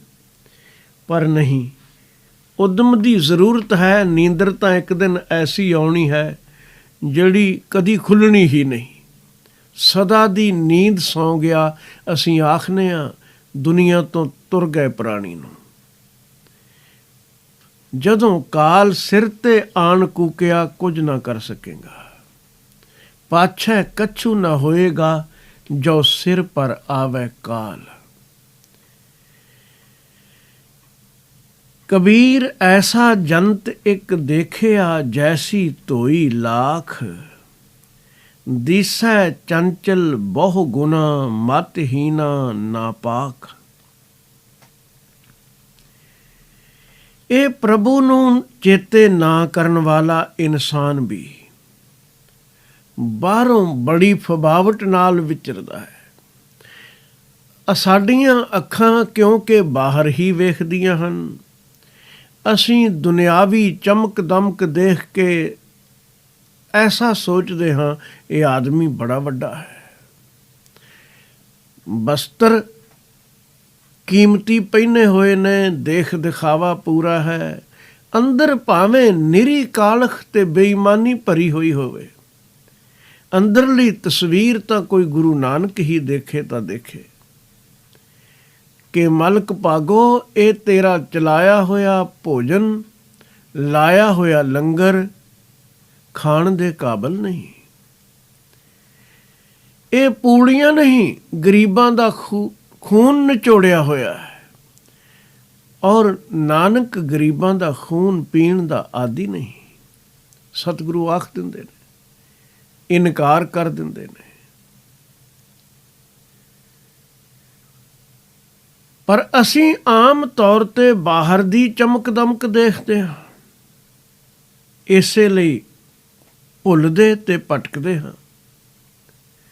ਧਾਰਮਿਕ ਖੇਤਰ ਵਿੱਚ ਵੀ ਮਨੁੱਖ ਨੇ ਇਸ ਮਨੁੱਖੀ ਕਮਜ਼ੋਰੀ ਦਾ ਬੜਾ ਲਾਭ ਉਠਾਇਆ ਹੈ ਕਿ ਮਨੁੱਖ ਦੇਖਦਾ ਹੈ ਬਾਹਰੂਨੀ ਲਿਬਾਸ, ਗੱਲਬਾਤ। ਪਾਖੰਡੀ ਲੋਕਾਂ ਨੇ ਖੂਬ ਬਾਹਰ ਦੀ ਪਵਿੱਤਰਤਾ ਤਾਂ ਬਣਾ ਲਈ। ਚਿੱਟੇ ਕਿ ਭਗਵੇਂ ਕਿ ਕਿਸ ਤਰ੍ਹਾਂ ਦੇ ਵਸਤਰ ਪਹਿਨਣੇ ਨੇ ਜਿਨ੍ਹਾਂ ਦਾ ਸਨਮਾਨ ਹੋਵੇ, ਕਿ ਕਾਲੇ ਸੂਫੀਆਂ ਦੇ ਵਰਗ ਵਿੱਚ। ਲੇਕਿਨ ਅੰਦਰੋਂ ਵੀ ਪਵਿੱਤਰ ਹੋਣਾ ਹੈ, ਉਸ ਦਾ ਖਿਆਲ ਕੀਤਾ ਹੀ ਨਹੀਂ। ਕਬੀਰ ਜੀ ਕਹਿੰਦੇ ਨੇ, ਇੱਕ ਮਨੁੱਖ ਮੈਂ ਇਹੋ ਜਿਹਾ ਦੇਖਿਆ ਜਿਹਨੇ ਕਦੀ ਪ੍ਰਭੂ ਦਾ ਸਿਮਰਨ ਤਾਂ ਕੀਤਾ ਨਹੀਂ, ਭਗਤੀ ਪੱਲੇ ਨਹੀਂ, ਪਰ ਬਾਹਰੋਂ ਚਮਕਦਾ ਇੰਝ ਜਿਵੇਂ ਧੋਤੀ ਹੋਈ ਲਾਖ ਚਮਕਦੀ ਹੈ, ਸ਼ੀਸ਼ੇ ਵਾਂਗੂ ਦਿਸੇ। ਬੜੇ ਬਾਹਰੋਂ ਇਸ਼ਨਾਨ ਕੀਤੇ, ਬਸਤਰ ਵੀ ਪੂਰੀ ਤਰ੍ਹਾਂ ਸਾਫ਼ ਚਿੱਟੇ ਪਹਿਨੇ, ਵਸਤਰ ਪਖਾਲ ਪਖਾਲੇ ਕਾਇਆ, ਆਪੇ ਸੰਜਮ ਹੋਵੈ। ਅੰਤਰ ਮੈਲ ਲੱਗੀ ਨਹੀਂ ਜਾਣੈ, ਬਾਹਰੋਂ ਮਲ ਮਲ ਧੋਵੈ। ਵਸਤਰ ਵੀ ਧੋ ਕੇ ਕਈ ਲੋਕ ਵਸਤਰਾਂ ਸਮੇਤ ਇਸ਼ਨਾਨ ਕਰਦੇ ਸਨ, ਕੋਈ ਅਪਵਿੱਤਰਤਾ ਰਹਿ ਨਾ ਜਾਏ, ਪਰ ਮਨ ਦਾ ਕੋਈ ਖਿਆਲ ਹੀ ਨਹੀਂ। ਸਾਹਿਬ ਗੁਰੂ ਨਾਨਕ ਦੇਵ ਮਹਾਰਾਜ ਜੀ ਨੇ ਆਖਿਆ, ਮੈਂ ਇਹਨਾਂ ਨੂੰ ਸੁੱਚੇ ਕੇਵਲ ਇਸ ਲਈ ਕਿ ਇਹ ਇਸ਼ਨਾਨ ਕਰਕੇ ਆ ਗਏ ਨੇ, ਮੈਂ ਨਹੀਂ ਮੰਨਦਾ। ਫਿਰ ਤੁਸੀਂ ਕਿਸ ਨੂੰ ਸੁੱਚਾ ਆਖਦੇ ਹੋ? ਗੁਰੂ ਨਾਨਕ ਦੇਵ ਮਹਾਰਾਜ ਜੀ ਦੇ ਅੱਗੇ ਸਵਾਲ ਆਇਆ। ਹਜ਼ੂਰ ਨੇ ਫਰਮਾਇਆ, ਸੂਚੇ ਇਹ ਨਾ ਆਖੀਐ, ਬਹਿਨ ਜੇ ਪਿੰਡਾ ਧੋਏ। ਸੂਚੇ ਸੇਈ ਨਾਨਕਾ, ਜਿਨ ਮਨ ਵਸਿਆ ਸੋਏ। ਜਿਸ ਦੇ ਹਿਰਦੇ ਵਿੱਚ ਮਾਲਕ ਵਸਾ ਲਿਆ ਹੈ, ਕੇਵਲ ਉਹੀ ਪਵਿੱਤਰ ਹਨ, ਨਹੀਂ ਤੇ ਬਾਹਰੋਂ ਦਿਖਾਵਾ ਜੈਸੀ ਧੋਈ ਲਾਖ। ਜਿਵੇਂ ਲਾਖ ਧੋ ਲਈ ਹੋਵੇ ਤੇ ਬੜੀ ਚਮਕੀਲੀ ਜਾਪੇ। ਦਿਸੈ ਚੰਚਲ ਬਹੁ ਗੁਣਾ। ਇਹ ਮਾਲਕ ਦੀ ਯਾਦ ਤੋਂ ਟੁੱਟਾ ਹੋਇਆ ਮਨੁੱਖ ਵੀ ਭਾਵੇਂ ਬੜਾ ਚਲਾਕ ਦਿਸਦਾ ਹੋਵੇ, ਬੜੀ ਤੇਜ਼ ਤਰਾਰ ਗੱਲਬਾਤ ਕਰੇ, ਚੁਸਤੀ ਨਾਲ ਭਰਿਆ ਹੋਇਆ ਹੋਵੇ। ਦਿਸੈ ਚੰਚਲ ਬਹੁ ਗੁਣ, ਪਰ ਬਹੁਤੀ ਚਾਲਾਕੀ ਵੀ ਇਸ ਗੱਲ ਦੀ ਖਬਰ ਦਿੰਦੀ ਹੈ ਕਿ ਇਸ ਮਨੁੱਖ ਦਾ ਮਨ ਟਿਕਾਊ ਵਿੱਚ ਨਹੀਂ। ਟਿਕੀ ਹੋਈ ਸੁਰਤ ਵਾਲਾ ਮਨੁੱਖ ਕਿਸੇ ਨਾਲ ਚਾਲਾਕੀ ਕਿਉਂ ਕਰੇਗਾ? ਚਾਲਾਕੀ ਦੀਆਂ ਗੱਲਾਂ ਵੀ ਕਿਉਂ ਕਰੇਗਾ? ਉਹ ਤਾਂ ਇੱਕ ਰਸ ਵਿੱਚ ਲੀਨ ਹੈ। ਪਰ ਇਹ ਬਾਹਰੋਂ ਥੋਥਾ ਪਵਿੱਤਰ ਬਣਿਆ ਇਨਸਾਨ ਦਿਖਾਵੇ ਵਾਲਾ ਬੜੀਆਂ ਚਤੁਰਾਈ ਦੀਆਂ ਗੱਲਾਂ ਕਰੇਗਾ। ਦਿਸੈ ਚੰਚਲ ਬਹੁ ਗੁਣਾ, ਆਮ ਮਨੁੱਖ ਧੋਖਾ ਖਾ ਜਾਏ ਕਿ ਇਸ ਦੇ ਪੱਲੇ ਤਾਂ ਬੜੇ ਗੁਣ ਹਨ, ਪਰ ਜਦੋਂ ਅੰਦਰਲੀ ਤਸਵੀਰ ਕੋਈ ਪੜ੍ਹਦਾ ਹੈ, ਮਤਹੀਨਾ ਨਾ ਪਾਕ, ਤਾਂ ਇਹ ਮਤ ਤੋਂ ਖਾਲੀ ਹੈ। ਨਾ ਪਾਕ, ਗੰਦੇ ਜੀਵਨ ਵਾਲਾ, ਅਪਵਿੱਤਰ। ਬਾਹਰੋਂ ਹੀ ਪਵਿੱਤਰਤਾ ਬਣਾਈ ਦਿਸਦੀ ਹੈ, ਅੰਦਰ ਕੋਈ ਪਵਿੱਤਰਤਾ ਵਾਲੀ ਖੂਬੀ ਨਹੀਂ। ਜਿਵੇਂ ਲਾਖ ਗੰਦੀ ਹੋਵੇ, ਨਾ ਉਸ ਦੀ ਸਮੈਲ ਚੰਗੀ, ਉਂਝ ਵੀ ਬਰੋਜ਼ਾ ਹੈ। ਇਸ ਦੇ ਅੰਦਰ ਗੁਣਾਂ ਵਾਲੀ ਕੋਈ ਗੱਲ ਨਹੀਂ। ਪਿਘਲਾ ਕੇ ਜਿੱਥੇ ਪਾ ਦਿਓ ਚਮੜ ਗਈ। ਲੇਕਿਨ ਲਾਖ ਦਾ ਚਮਕਣਾ ਕੋਈ ਗੁਣ ਨਹੀਂ ਰੱਖਦਾ। ਦਿਸੈ ਚੰਚਲ ਬਹੁ ਗੁਣਾ, ਮਤਹੀਨਾ ਨਾ ਪਾਕ। ਇਸੇ ਤਰ੍ਹਾਂ ਹੀ ਮਨੁੱਖ ਦੀ ਥੋਥੀ ਚਮਕ ਦਮਕ ਕਿਸੇ ਵੀ ਅਰਥ ਨਹੀਂ। ਇਹ ਅਪਵਿੱਤਰ ਜੀਵਨ ਵਾਲਾ ਮਨੁੱਖ ਹੈ। ਕਬੀਰ ਮੇਰੀ ਬੁੱਧ ਕੋ, ਜਮ ਨਾ ਕਰੈ ਤਿਸਕਾਰ। ਜਿਨ ਇਹੋ ਜਮੂਆ ਸਿਰਜਿਆ, ਸੋ ਜਪਿਆ ਪਰਵੇਦਗਾਰ।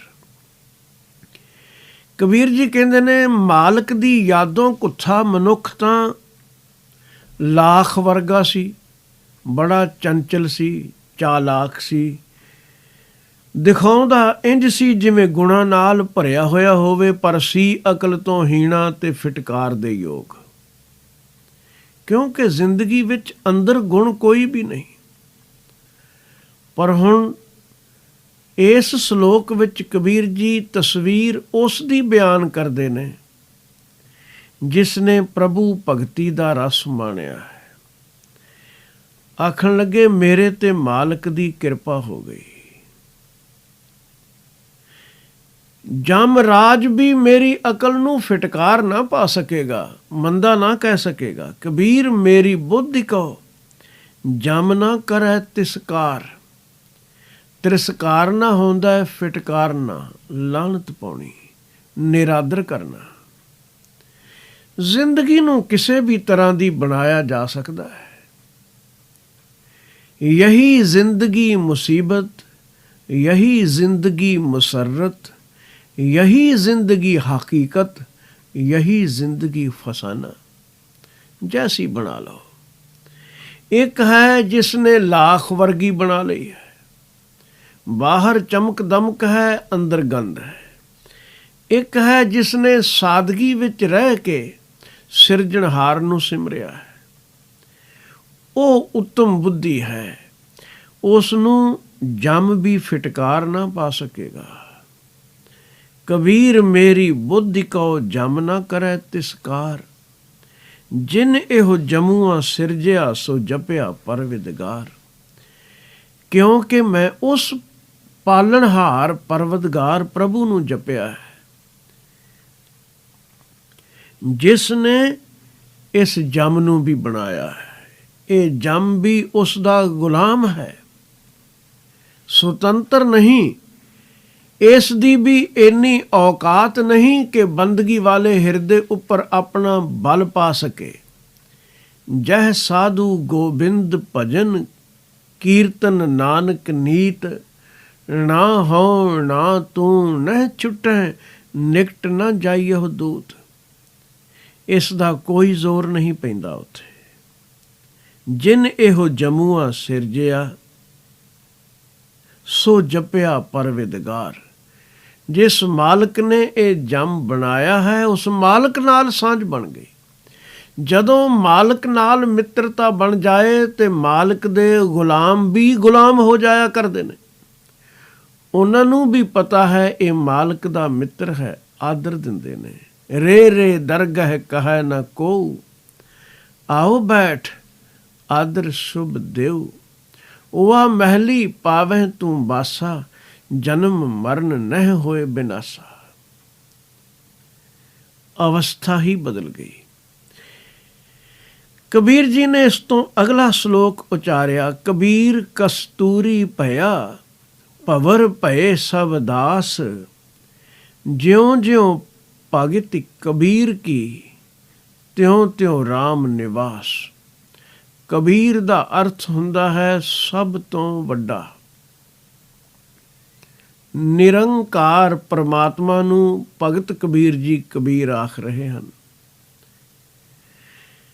ਕਿ ਉਹ ਪਰਮਾਤਮਾ ਹੈ ਕਸਤੂਰੀ, ਤੇ ਜਿੰਨੇ ਭਗਤ ਨੇ ਇਹ ਨੇ ਭੌਰੇ।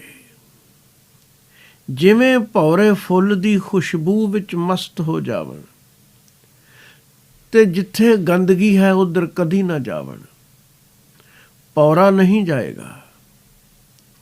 ਲੱਖ ਯਤਨ ਕਰੋ, ਸਾਰੀ ਉਮਰ ਟੋਲਦੇ ਰਹਿਣਾ, ਇੱਕ ਵੀ ਭੌਰਾ ਗੰਦਗੀ ਤੇ ਬੈਠਾ ਹੋਇਆ ਨਹੀਂ ਮਿਲੇਗਾ। ਸ਼ਹਿਦ ਦੀ ਮੱਖੀ ਗੰਦਗੀ ਤੇ ਬੈਠੀ ਨਹੀਂ ਮਿਲੇਗੀ।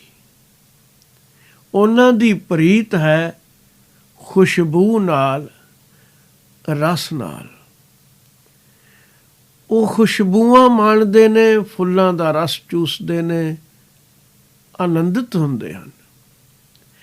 ਗੰਦਗੀ ਦੀ ਮੱਖੀ ਨੂੰ ਲੈ ਆਓ ਤੇ ਯਤਨ ਕਰੋ ਬਿਠਾਉਣ ਦਾ ਫੁੱਲਾਂ ਤੇ, ਉਹ ਡੁੱਡ ਜਾਵੇਗੀ।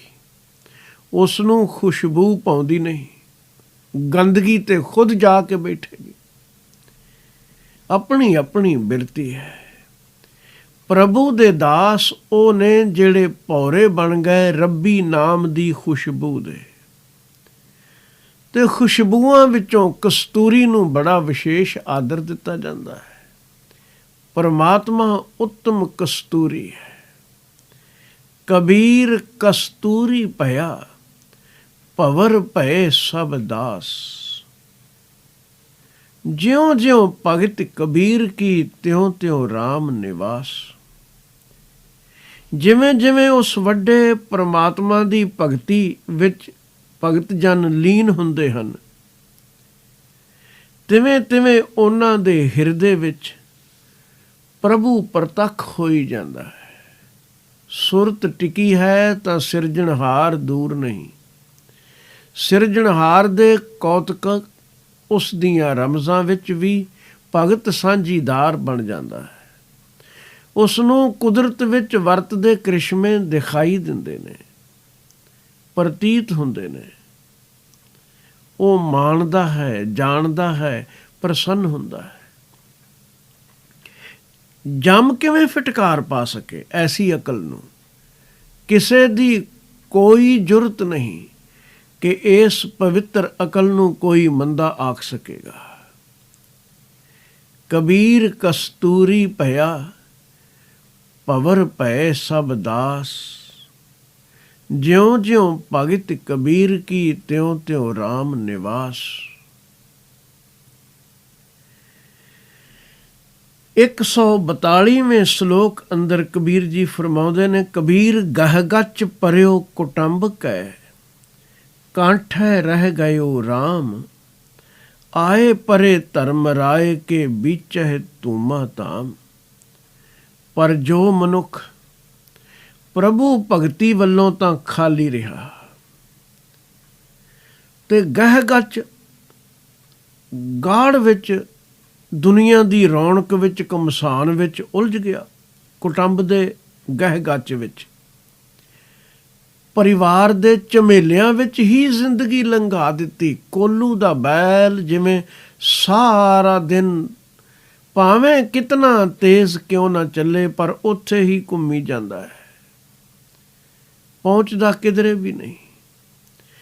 ਕੇਵਲ ਟੱਬਰ ਦੇ ਝਮੇਲਿਆਂ ਵਿੱਚ ਹੀ ਭੁਗਤ ਲਈ ਇਹ ਜ਼ਿੰਦਗੀ ਬਿਤਾ ਦਿੱਤੀ। ਤੇ ਜ਼ਿੰਦਗੀ ਦੇਣਹਾਰ ਦਾਤਾਰ ਦਾ ਚੇਤਾ ਹੀ ਨਾ ਆਇਆ, ਉਸ ਦੀ ਯਾਤਰਾ ਦਾ ਖਿਆਲ ਹੀ ਨਾ ਕੀਤਾ। ਕੰਠੇ ਰਹਿ ਗਏ ਉਹ ਰਾਮ, ਕੰਢੇ ਤੇ ਹੀ ਰਹਿ ਗਿਆ, ਇੱਕ ਪਾਸੇ ਹੀ ਰਹਿ ਗਿਆ ਪ੍ਰਭੂ ਦਾ ਭਜਨ ਤਾਂ। ਗੌਲਿਆ ਹੀ ਨਹੀਂ, ਧਿਆਨ ਹੀ ਨਾ ਕੀਤਾ। ਇਸ ਨੂੰ ਅਸਲੀ ਬਸਤੀ ਸਮਝ ਲਿਆ ਜੋ ਉਜਾੜ ਸੀ, ਇੱਕ ਦਿਨ ਤੇਰੇ ਲਈ ਉਜਾੜ ਹੋ ਜਾਣੀ ਹੈ। ਇੱਕ ਸਿਆਣੇ ਨੇ ਇਸ ਹਾਲਤ ਨੂੰ ਲਿਖਿਆ ਹੈ। ਉਹ ਆਖਦਾ ਹੈ, ਘਰ ਬੀਆਬਾਂ में बनाया नहीं हमने, घर बीआबां में बनाया नहीं हमने, लेकिन जिसको घर समझे हुए थे वह ਬੀਆਬਾਂ ਨਿਕਲਾ। ਸਭ ਨਾਲ ਇੰਜ ਹੁੰਦਾ ਹੈ, ਪਰ ਕੁਟੰਬ ਦੇ ਝਮੇਲਿਆਂ ਵਿੱਚ ਹੀ ਜ਼ਿੰਦਗੀ ਲੰਘ ਜਾਏ, ਪ੍ਰਤਿਪਾਲਣਾ ਕਰਨ ਵਾਲੇ ਦੀ ਯਾਦ ਹੀ ਨਾ ਆਵੇ। ਕੰਠੇ ਰਹਿ ਗਏ ਉਹ ਰਾਮ, ਪਰਮਾਤਮਾ ਇੱਕ ਪਾਸੇ ਹੀ ਰਹਿ ਗਿਆ ਤੇ ਟੱਬਰ ਦੇ ਝਮੇਲਿਆਂ ਵਿੱਚ ਭੱਜੇ ਫਿਰਦੇ ਨੇ, ਸਮਝਿਆ ਬਸ ਇਹੀ ਜੀਵਨ ਹੈ। ਪਰ ਕੁਦਰਤ ਦੇ ਕ੍ਰਿਸ਼ਮੇ ਕਿਸੇ ਦਾ ਲਿਹਾਜ਼ ਨਹੀਂ ਕਰਦੇ।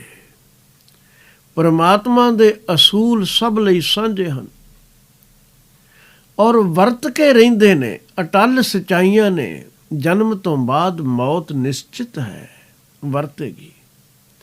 ਲੱਖ ਕੁਟੰਬ ਦੇ ਮੋਹ ਵਿੱਚ ਗ੍ਰਸਿਆ ਰਹਿ, ਜਦ ਜਾਏਗਾ ਇਕੱਲਾ ਹੀ ਜਾਣਾ ਹੈ। ਕੋਈ ਕੁਟੰਬ ਕਬੀਲਾ ਕਦੀ ਕਿਸੇ ਦੇ ਨਾਲ ਨਹੀਂ ਨਿਭਿਆ। ਵੱਡੇ ਵੱਡੇ ਕਬੀਲਿਆਂ ਦੇ ਸਰਦਾਰ ਮੁਖੀਬੀ ਇਕੱਲੇ ਹੀ ਗਏ। ਕੁਦਰਤ ਦਾ ਨਿਯਮ ਨਹੀਂ ਕਿ ਕੋਈ ਕਿਸੇ ਦੇ ਨਾਲ ਜਾ ਸਕੇ। ਸੱਚਾਈ ਤਾਂ ਇਹ ਹੈ ਕਿ ਸਪਨੋਂ ਕੇ ਸਾਰੇ ਸ਼ੀਸ਼ ਮਹਲ ਚਕਨਾਚੂਰ हुए। मौत दिखा देती है सच्चाई। सपनों के सारे शीश महल चकनाचूर हुए, जब सांझ लगी घिरने अपने साए भी दूर हुए। परछावां भी नाल नहीं निभदा, जदों सांझ आ जाती है, शाम पै जाती है। कुटुंब ने की नाल निभना है। लेकिन इस गह गच विच फसे हुए मनुख ने प्रभु ਨੂੰ ਭੁਲਾ ਦਿੱਤਾ। ਕੰਠੇ ਰਹਿ ਗਏ ਉਹ ਰਾਮ, ਕੰਢੇ ਤੇ ਹੀ ਰਹਿ ਗਿਆ ਰਾਮ। ਆਏ ਪਰੇ ਧਰਮ ਰਾਏ ਕੇ ਬੀਚਹਿ ਧੂਮਾ ਤਾਮ। ਇਸ ਰੌਲੇ ਗੌਲੇ ਵਿੱਚ ਫਸੇ ਹੋਏ ਦੇ ਕੋਲ ਹੀ ਧਰਮਰਾਜ ਦੇ ਭੇਜੇ ਹੋਏ ਦੂਤ ਆ ਅਪੜਦੇ ਨੇ। ਕੋਈ ਲਿਹਾਜ਼ ਥੋੜ੍ਹੀ ਉਹਨਾਂ ਕਰਨਾ ਹੈ ਕਿ ਤੂੰ ਟੱਬਰ ਵਿੱਚ ਘਿਰਿਆ ਹੋਇਆ ਹੈ ਤੇ ਤੈਨੂੰ ਲਿਜਾਣਾ ਨਹੀਂ। ਆਏ ਪਰੇ ਧਰਮ ਰਾਏ ਕੇ ਬੀਚਹਿ ਧੂਮਾ ਤਾਮ। ਜਾਣਾ ਪਿਆ ਪਰ ਸਾਰੀ ਜ਼ਿੰਦਗੀ ਜਿੱਧਰ ਲਾ ਦਿੱਤੀ। ਤਿੰਨਾਂ ਪਦਾਰਥਾਂ ਤੇ ਰਿਸ਼ਤਿਆਂ ਵਿੱਚੋਂ ਕੋਈ ਕੰਮ ਨਾ ਆਇਆ। ਜੋ ਪਦਾਰਥ ਤੇ ਰਿਸ਼ਤਾ ਕੰਮ ਆਉਣ ਵਾਲਾ ਸੀ ਉਸ ਨਾਲ ਸਾਂਝ ਨਹੀਂ ਸੀ ਬਣਾਈ। ਨਾ ਪ੍ਰਭੂ ਨਾਲ ਕੋਈ ਰਿਸ਼ਤਾ ਗੰਢਿਆ, ਮਿੱਤਰਤਾ ਬਣਾਈ। ਨਾ ਨਾਮ ਦਾ ਪਦਾਰਥ ਹੀ ਵਿਹਾਜਿਆ, ਨਾ ਨੇਕੀ ਪੱਲੇ ਬੰਨੀ। ਐਸੇ ਮਨੁੱਖ ਦੀ ਜ਼ਿੰਦਗੀ ਦੀ ਕੋਈ ਮਹਾਨਤਾ ਨਹੀਂ। ਕਬੀਰ ਜੀ ਕਹਿੰਦੇ ਨੇ, ਕਬੀਰ ਸਾਕਤ ਤੇ ਸੂਕਰ ਭਲਾ, ਰਾਖੈ ਆਛਾ ਗਾਉ। ਉਹ ਸਾਕਤ ਬਪੁਰਾ ਮਰ ਗਿਆ, ਕੋਏ ਨ ਲੈਹੈ ਨਾਉ। ਇਸ ਸਾਕਤ ਰੱਬ ਨਾਲੋਂ ਟੁੱਟੇ ਬੰਦੇ ਨਾਲੋਂ ਤਾਂ ਸੂਰ ਚੰਗਾ ਹੈ। ਸੂਰ ਦੀ ਜ਼ਿੰਦਗੀ ਕੋਈ ਬਹੁਤ ਪਵਿੱਤਰਤਾ ਵਾਲੀ ਨਹੀਂ ਦਿਖਾਈ ਦਿੰਦੀ। ਗੰਦਗੀ ਵਿੱਚ ਬੈਠ ਕੇ ਖੁਸ਼ ਹੈ, ਚਿੱਕੜ ਭਖਦਾ ਹੈ, ਗੰਦਗੀ ਖਾਂਦਾ ਹੈ। ਪਰ ਫਿਰ ਵੀ ਕਬੀਰ ਜੀ ਕਹਿੰਦੇ ਨੇ ਸਾਕਤ ਨਾਲੋਂ ਚੰਗਾ ਹੈ। ਕਿਉਂ? ਇਸ ਦੇ ਪਿੱਛੇ ਕਾਰਨ ਹੈ। ਰੱਬ ਤੋਂ ਟੁੱਟਾ ਸਾਕਤ ਸ਼ੈਤਾਨ ਮਨੁੱਖ ਜਿਸ ਪਾਸੇ ਜਾਂਦਾ ਹੈ, ਉਹ ਵਿਕਾਰੀ ਬੰਦਾ ਉੱਥੇ ਗੰਦਗੀ ਫੈਲਾਉਂਦਾ ਹੈ, ਗੰਦਗੀ ਮਿਟਾਉਂਦਾ ਨਹੀਂ। ਘੱਟ ਤੋਂ ਘੱਟ ਸੂਰ ਗੰਦਗੀ ਮਿਟਾਉਂਦਾ ਤਾਂ ਹੈ, ਖਾ ਕੇ ਹੀ ਸਹੀ। ਨਗਰ ਨੂੰ ਸਾਫ਼ ਤੇ ਰੱਖਦਾ। ਕੈਸਾ ਮੁਕਾਬਲਾ ਕੀਤਾ ਹੈ ਸਾਕਤ ਤੇ ਸੂਕਰ ਦਾ। ਕਬੀਰ ਸਾਕਤ ਤੇ ਸੂਕਰ ਭਲਾ, ਰਾਖੈ ਆਛਾ ਗਾਉ। ਨਗਰ ਨੂੰ ਪਿੰਡ ਨੂੰ ਅੱਛਾ ਰੱਖਦਾ, ਸਾਫ ਸੁਥਰਾ ਰੱਖਦਾ ਹੈ। ਉਹ ਸਾਕਤ ਬਪੁਰਾ ਮਰ ਗਿਆ, ਕੋਏ ਨ ਲਹਿ ਨਾਉ। ਉਹ ਸਾਕਤ ਜਿਹੜਾ ਕੇਵਲ ਦੁਨੀਆ ਦਾ ਹੀ ਦੀਵਾਨਾ ਸੀ, ਮੰਦੇ ਭਾਗਾਂ ਵਾਲਾ, ਇੱਕ ਦਿਨ ਤੁਰ ਜਾਣਾ, ਚਲਾ ਗਿਆ। ਕਿਸੇ ਨੇ ਉਸ ਨੂੰ ਚੇਤੇ ਵੀ ਨਾ ਕੀਤਾ, ਲੱਖ ਵੱਡਾ ਬਣ ਬੈਠਾ ਰਿਹਾ ਹੋਵੇ। ਸੱਚ ਇਹ ਸੀ, ਕਬੀਰ ਕੌਡੀ ਕੌਡੀ ਜੋਰ ਕੈ ਜੋਰੇ ਲਾਖ ਕਰੋੜ। ਚਲਤੀ ਬਾਰ ਨ ਕੱਛ ਮਿਲਿਓ, ਲਈ ਲੰਗੋਟੀ ਤੋਰ। ਸਾਕਤ ਦੌਲਤ ਦੇ ਪਿੱਛੇ ਦੌੜਿਆ ਫਿਰਦਾ ਰਿਹਾ। ਸਾਕਤ ਮੂੜ ਮਾਇਆ ਕੇ ਬੱਧਿਕ, ਵਿੱਚ ਮਾਇਆ ਫਿਰਹਿ ਫਿਰੰਦੇ। ਤ੍ਰਿਸ਼ਨਾ ਜਲਤ ਕਿਰਤ ਕੇ ਬਾਂਧੇ, ਜਿਉ ਤੇਲੀ ਬਲਦ ਭੁਵੰਦੇ। ਇਕੱਠੀ ਕੀਤੀ ਜੋ ਦੌਲਤ ਫਿਰ ਸੰਭਾਲਣ ਵਿੱਚ ਵੀ ਇਸਨੇ ਕਮਾਲ ਕਰ ਦਿੱਤੀ। ਕਿਸੇ ਜ਼ਮੀਨ ਵਿੱਚ ਦਬਾ ਲਈ, ਕਿਸੇ ਤੋਂ ਛੁਪਾਈ, ਕਿਸੇ ਤੋਂ ਛੁਪਾਈ, ਕਿ ਇਹ ਕੌਡੀ ਕੌਡੀ ਜੋੜੀ ਹੋਈ ਕਰੋੜਾਂ ਬਣੀ ਤਾਂ ਹੈ ਕਿ ਇਸ ਨੂੰ ਹਵਾ ਨਹੀਂ ਲੱਗਣ ਦਿੱਤੀ। ਗੁਰੂ ਅਰਜਨ ਦੇਵ ਮਹਾਰਾਜ ਜੀ ਤਾਂ ਸਮਝਾਉਂਦੇ ਹਨ ਕਿ ਸੰਗ ਨਾ ਚਾਲਸ ਤੇਰਾ ਧਨਾ, ਤੂੰ ਕਿਆ ਲਪਟਾਵਹਿ ਮੂਰਖ ਮਨਾ। ਪਰ ਬੰਦੇ ਦੀ ਹਾਲਤ ਹੈ, ਮਾਇਆ ਦਾ ਮੋਹਿਆ ਹੋਇਆ ਕਰਦਾ ਕੀ ਹੈ ਤੇ ਇਸ ਨਾਲ ਵਰਤਦਾ ਕੀ ਹੈ। ਪੰਚਮ ਪਾਤਸ਼ਾਹ ਦੇ ਬਚਨ ਹਨ, ਮੋਹਨੀ ਮੋਹ ਲੀਏ ਤ੍ਰੈ ਗੁਨੀਆਂ, ਲੋਭ ਵਿਆਪੀ ਝੂਠੀ ਦੁਨੀਆ। ਮੇਰੀ ਮੇਰੀ ਕਰਕੈ ਸੰਚੀ, ਅੰਤ ਕੀ ਬਾਰ ਸਗਲ ਲੈ ਛਲਿਆ। ਮੇਰੀ ਮੇਰੀ ਕਰਕੇ ਇਕੱਠੀ ਕਰਦੇ ਰਹੇ, ਪਰ ਆਖਰ ਛਲੇ ਗਏ। ਇਕੱਠੀ ਕਰਨ ਵੇਲੇ ਕੀ ਕਰਦੇ ਸਨ? ਏਕ ਹੈ ਸ਼ਰਮ ਕਰ ਗਾਡੀ ਗੱਡ ਹੈ, ਏਕ ਹੈ ਸੁਪਨੇ ਦਾਮ ਨ ਛੱਡ ਹੈ। ਰਾਜ ਕਮਾਏ ਕਰੀ ਜਿਨ ਥੈਲੀ, ਤਾਕੈ ਸੰਗ ਨ ਚੰਚਲ ਚਲੀਆ। ਇੱਕ ਜ਼ਮੀਨ ਵਿੱਚ ਦੱਬ ਦਿੰਦੇ ਰਹੇ, ਕਿਸੇ ਨੂੰ ਪਤਾ ਨਾ ਲੱਗ ਜਾਏ। ਇੱਕ ਉਹ ਵੀ ਜਿਨ੍ਹਾਂ ਨੂੰ ਸੁਪਨੇ ਵਿੱਚ ਵੀ ਦਮੜੀ ਹੱਥੋਂ ਨਿਕਲ ਜਾਏ ਤੇ ਸਾਰਾ ਦਿਨ ਚੈਨ ਨਹੀਂ ਆਉਂਦੀ। ਮਹਾਨ ਕੋਸ਼ ਵਿੱਚ ਭਾਈ ਕਾਹਨ ਸਿੰਘ ਜੀ ਨਾਭਾ ਨੇ 4 ਪੰਕਤੀਆਂ ਲਿਖੀਆਂ ਨੇ ਕਿਸੇ ਵਿਦਵਾਨ ਦੀਆਂ, ਕਿ ਸੂਮ ਸੌਂ ਗਿਆ ਸੁਪਨੇ ਵਿੱਚ, ਬ੍ਰਾਹਮਣ ਨੇ ਅਸੀਸ ਦਿੱਤੀ, ਉਸ ਨੂੰ ਕੁਝ ਦੇਣਾ ਸੀ, ਰੁਪਈਆ ਦੇਣ ਲੱਗਾ। ਹੁਣ ਇਹਨੇ ਕਦੀ ਜਾਗਦਿਆਂ ਰੁਪਈਆ ਛੱਡਿਆ ਨਹੀਂ, ਸੁਪਨੇ ਵਿੱਚ ਰੁਪਈਆ ਦੇਣ ਲੱਗਾ ਹੈ। ਘਬਰਾਹਟ ਵਿੱਚ ਜਾਗ ਖੁੱਲ੍ਹ ਗਈ ਤੇ ਪਹਿਲੀ ਆਵਾਜ਼ ਮੂੰਹ ਚੋਂ ਇਹ ਨਿਕਲੀ, ਹੇ ਜਗਦੰਬੇ, ਇਹ ਕੀ ਕਰ ਦਿੱਤਾ ਈ? ਜੇ ਜਾਗ ਨਾ ਆਉਂਦੀ ਤਾਂ ਰੁਪਈਆ ਗਿਆ ਸੀ ਨਾ। ਸੌਣ ਲੱਗਿਓ ਜਬ ਰੈਨ ਮੇ, ਸੂਮ ਕੋ ਤਾਹੇ ਸਮੇਂ ਸਪਨਾ ਆਇਓ ਭਈਆ। ਆਨ ਅਸੀਸ ਕਰੀ ਦਿਜਨੇ, ਬ੍ਰਾਹਮਣ ਨੇ, ਆਨ ਅਸੀਸ ਕਰੀ ਦਿਜਨੇ ਇਮ, ਰਾਜ਼ੀ ਰੱਖੇ ਤੁਮ ਕੋ ਜਗ ਮਈਆ। ਦੇਣ ਲੱਗਿਓ ਤਬ 1 ਰੁਪਈਆ, ਸੋ ਤਾਹੇ ਸਮੇਂ ਅੱਖੀਆਂ ਖੁੱਲ੍ਹ ਗਈਆਂ। ਤੇ ਕਹਿੰਦਾ ਕੀ ਹੈ? ਆਹ ਰੇ ਦਈਆ, ਹੌਂਕਾ ਲੈ ਕੇ, ਆਹ ਰੇ ਦਈਆ, ਕਿਆ ਕਰ ਦਈਆ, ਜੋ ਜਾਗ ਨਾ ਆਤੀ ਤੋ ਜਾਤ ਰੁਪਈਆ। ਮਨੁੱਖ ਦੀ ਬਿਰਤੀ ਹੈ। ਏਕ ਹੈ ਸੁਪਨੇ ਦਾਮ ਨਾ ਛੱਡ ਹੈ, ਪਰ ਇਹ ਸਾਥ ਕਿਸੇ ਦਾ ਨਹੀਂ ਦਿੰਦੀ। ਏਕ ਹੈ ਪ੍ਰਾਣ ਪਿੰਡ ਤੇ ਪਿਆਰੀ, ਏਕ ਸੰਚੀ ਤਜ ਬਾਪ ਮਹਤਾਰੀ। ਸੁਤ ਮੀਤ ਭਰਾਤ ਤੇ ਗੁਹਜੀ, ਤਾਕੈ ਨਿਕਟ ਨਾ ਹੋਈ ਖਲੀਆ। ਲੜ ਕੇ ਪ੍ਰਾਣ ਦੇਣ ਤੱਕ ਤਿਆਰ ਹੋ ਗਿਆ ਇਸ ਦੌਲਤ ਦੀ ਖਾਤਰ।